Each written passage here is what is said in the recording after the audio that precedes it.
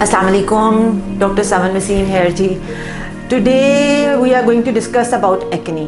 Acne के बारे में हम बड़े बेसिक पॉइंट्स डिस्कस करेंगे और जो बहुत कॉमन क्वेश्चंस हैं उनके मैं आंसर देने की कोशिश करूँगी और जो चीज़ें रह जाएंगी for sure you can contact me any time on Insta on Facebook, तो वो हम फिर बाद में भी कर सकते हैं या हम अपना ऑनलाइन प्रॉपर सेशन भी प्लान कर सकते हैं फॉर एक्ने. सबसे पहले हम एक्ने के बारे में जाएंगे कि हमारी एक्ने के कॉजेज़ या एक्ने की टाइप्स किस तरह की हैं. सबसे कॉमन जो एक्ने हम आजकल देखते हैं वो एडोलेसेंस एक्ने होती है, जो कि हम सिंपल फॉर्म में कह सकते हैं टीनेज एक्ने. जैसे ही टीनेज स्टार्ट होती है बच्चों को एक्ने निकलनी शुरू होती है. कुछ उसकी परवाह करते हैं, कुछ बिल्कुल परवाह नहीं करते. कुछ इतनी माइल्ड पिंपल्स होते हैं या इतनी माइल्ड एक्ने होती है कि उसको वो उसी तरह automatically with in a year और 2 ट्रीट हो जाती है और वो ठीक भी हो जाते हैं. और कुछ लोगों के नहीं ट्रीट होते इस तरह, तो उनको फिर बाद में डॉक्टर के पास जाना पड़ता है. इस जो टीनेज एक्ने है इसके अंदर बहुत सारे फैक्टर्स हैं जो कि कंट्रीब्यूट करते हैं इसकी, या समझ लें कि ट्रिगिंग फैक्टर्स हैं. अगर उनको आप अवॉइड करें तो आप काफ़ी हद तक इसकी सिवियरिटी से बच सकते हैं. सबसे पहले तो ये है कि जेनेटिक्स. अगर जेनेटिक्स में आपकी एक्ने आई है और एडोलेसेंस एक्ने आ गई है तो फिर तो हम कुछ नहीं कर सकते. देन तो आपको for sure you have to go to doctor and get a treatment done. अगर हमारे जेनेटिक्स नहीं है then we can look for few factors. उन फैक्टर्स में सबसे पहले हमारे जो आते हैं वो एनवायरमेंटल फैक्टर्स हैं. एनवायरमेंटल फैक्टर्स में like exposure to sunlight, stress, irregular sleep patterns, उसके अलावा डस्ट. बच्चों में या टीनेज में या सबसे ज़्यादा प्रॉब्लम जो होता है हमारा जंक फूड का, इंक्रीज शुगर इनटेक का इंक्रीज कार्बोहाइड्रेट इनटेक का. ये चीज़ें बहुत ज़्यादा स्टिमुलेट करती हैं. अगर आपकी बहुत सिंपल फॉर्म ऑफ एक्ने भी है ना, वो ट्रिगर होके सिवियर फॉर्म में जा सकती है. तो ये एनवायरमेंटल फैक्टर्स हैं जिनको हमें अपने बच्चों को एक्सप्लेन भी करना है और इन्हीं फैक्टर्स के अंदर इनका जवाब मौजूद है कि अगर हम इनको अवॉइड करेंगे, हम इनके अंदर प्रिकॉशंस लेंगे तो फॉर श्योर वो एक्ने इतनी ट्रिगर नहीं करेगी, इतनी स्ट्रॉन्ग नहीं होगी, इतने बड़े नोड्यूल्स नहीं बनाएगी और उन नोड्यूल्स की वजह से इतने बुरी स्कारिंग भी नहीं होगी.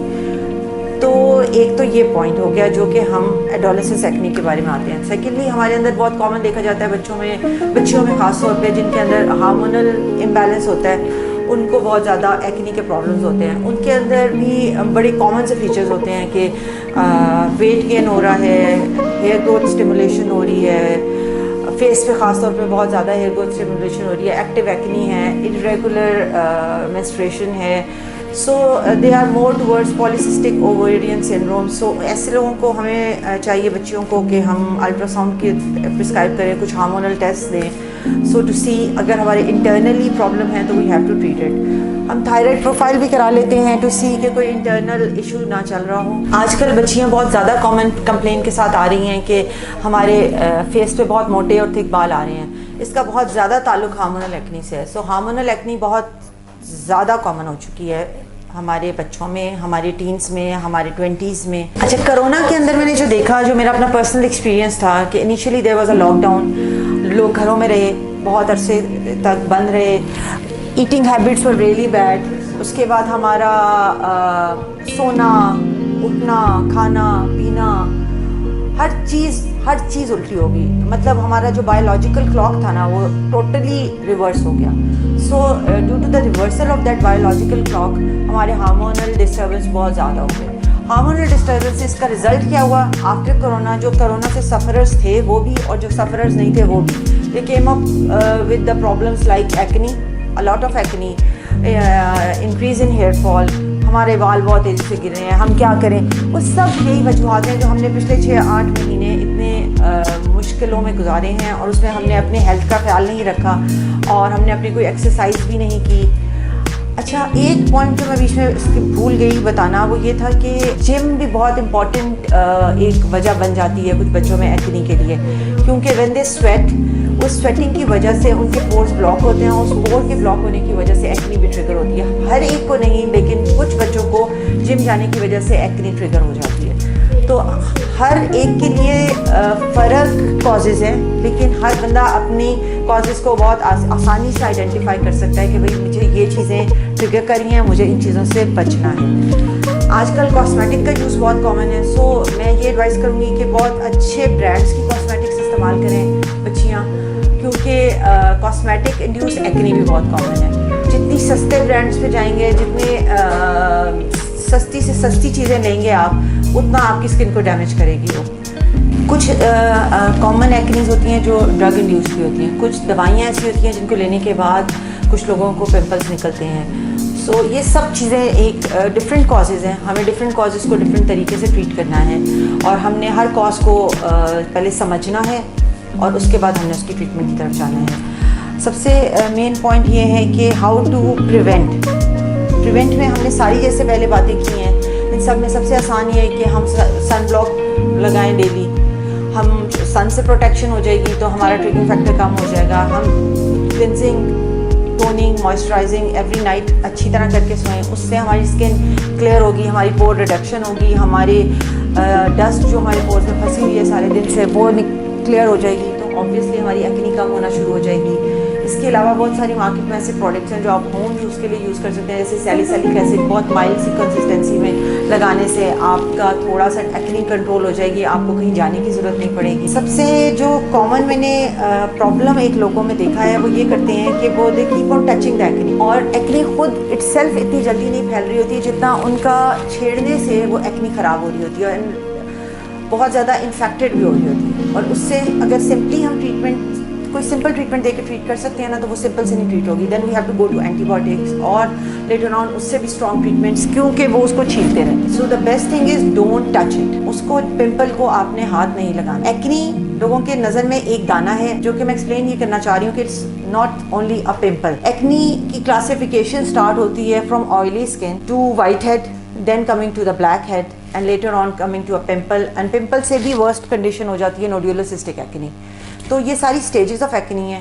अगर तो सिंपली आपकी स्किन ऑयली है तो आपके लिए बहुत अच्छा है कि आप उसकी बहुत अच्छी क्लिनजिंग करें। जितनी अच्छी क्लिनजिंग करेंगे, oil control face washes use करें, जितना ऑयल कंट्रोल होगा उतनी एक्नी ट्रिगर नहीं करेगी, और जितनी एक्नी ऑयल नहीं बनेगा आपकी एक्नी नहीं आएगी, आपकी स्किन क्लियर होना शुरू हो जाएगी। एक और बात जो कि बहुत लोग मुझसे पूछते हैं कि भाई हमारी स्किन तो ड्राई है, हमें एक्नी क्यों हो रही है? तो कुछ लोग ऐसे भी हैं जिनको ड्राई स्किन पे एक्नी, उनके कॉजेज़ हार्मोनल भी हो सकते हैं, उनके कॉजेज़ डस्ट वगैरह भी हो सकते हैं। ऐसे लोगों को हमें मॉइस्चराइजर्स देने पड़ते हैं क्योंकि उनकी स्किन पहले से बहुत ड्राई होती है। लेकिन मॉइस्चराइज़र आम मॉइस्चराइज़र नहीं दे सकते क्योंकि उससे स्किन ऑयली होने के चांस है, जिसकी वजह से एक्नी और बढ़ भी सकती है। तो हम ऐसे मॉइस्चराइजर्स एडवाइस करते हैं जो एक्नी प्रोन स्किन के लिए होते हैं। उनका काम ही होता है कि वो आपके स्किन पे ऑयल प्रोडक्शन ना करें, बल्कि ऑयल कंट्रोल रखें और मॉइस्चराइज भी करें। तो आपको अपनी स्किन की टाइप के हिसाब से उसकी ट्रीटमेंट घर में, जब तक आपको लगता है कि आप मैनेज कर सकते हैं, अच्छी सी क्लेंजिंग से, अच्छे से फेस वॉश से,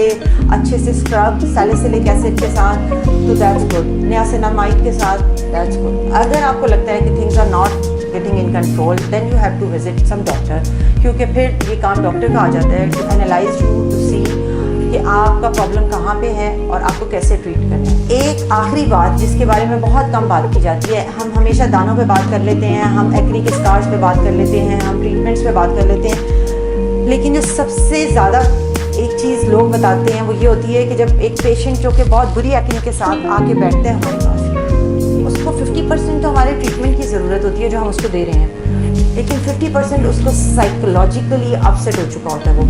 वो कम्युनिटी से अपने आप को डिटैच कर चुका होता है, वो गैदरिंग्स में जाना छोड़ चुका होता है, वो हर वक्त कंप्लेन करता है अपनी स्किन के बारे में। उसके कमरे में बहुत सारे शीशे होंगे, उसके पेरेंट्स कंप्लेन करेंगे कि भाई ये बहुत रूड हो गया, ये बहुत आइसोलेट हो गया। सो हम बीइंग अ डॉक्टर, अगर हमारे तक ऐसे बच्चे या ऐसे लोग पहुंचते हैं जिनको बहुत ज़्यादा इस तरह के मसाइल हैं, तो हमें सबसे पहले तो उनकी काउंसलिंग अच्छी सी करनी है। हमें उनको उस शेल से निकालना है जिसके अंदर उन्होंने अपने आप को बंद कर लिया है, और फिर हम अपना ट्रीटमेंट स्टार्ट करेंगे according to the severity of acne, mild, moderate और सिवियर, और फिर हम उनको फॉलोअप के लिए बुलाते रहेंगे। लेकिन हमारी ट्रीटमेंट के अंदर उनकी counselling is must. Without counselling you can't treat acne. तो thank you so much. I think I have briefed a lot about the acne. Take care.